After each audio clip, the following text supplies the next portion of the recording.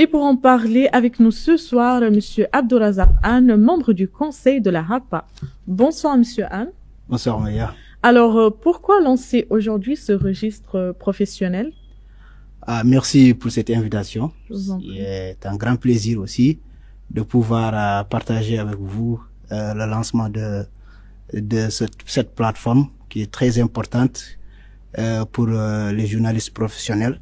C'était l'une des principales revendications du journalisme professionnel. Donc, je me félicite et je vous félicite également et tous les acteurs du paysage médiatique.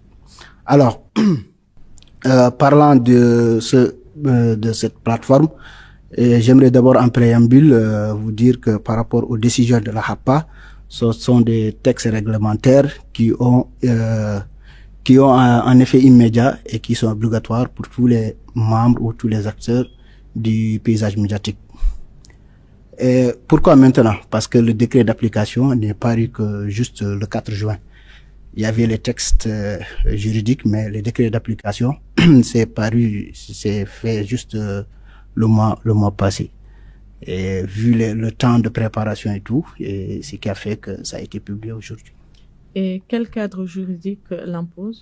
Alors, conformément à l'article 3 de la loi 012/2024 relative au journalisme professionnel, qui stipule que pour avoir la carte, l'un des critères d'obtention de la carte, il faut une attestation de la part de la HAPA.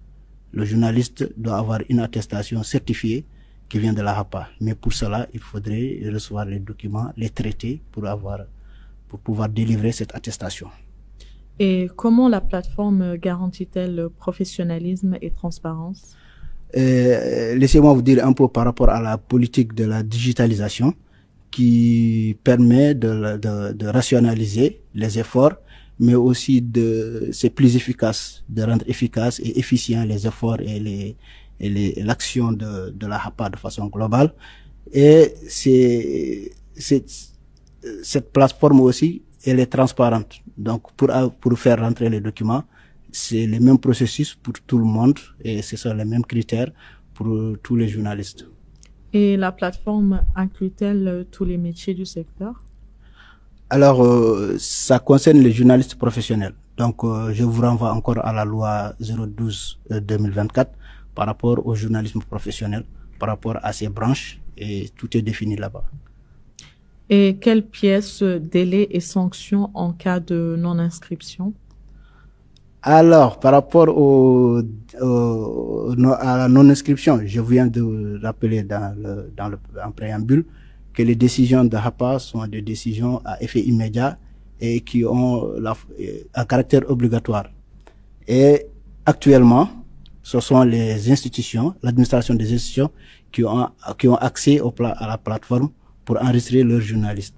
Après, dans un deuxième temps, ça sera ouvert aux journalistes indépendants et autres, c'est-à-dire aux journalistes en tant qu'individus et aux journalistes indépendants. Mais actuellement, la plateforme qui est nouvellement lancée et l'accès est limité à l'administration.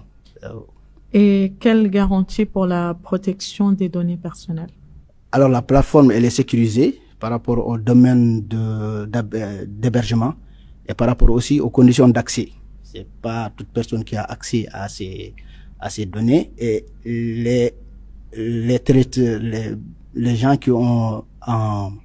qui travaillent sur la plateforme, pour y accéder, ils utilisent leur NNI. Donc c'est quelque chose de très sécurisé et très personnalisé.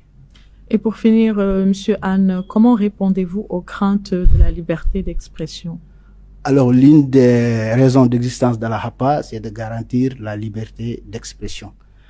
La HAPA garantit la liberté d'expression en soutenant les journalistes, en participant à leur formation et en même soutenant financièrement les institutions journalistiques privées. Donc, il n'y a aucune crainte par rapport à la HAPA concernant la liberté d'expression. C'est l'une des garanties, c'est l'une même des raisons d'être de la HAPA. Alors, Monsieur Anne, merci d'avoir répondu à la question. Merci. Merci.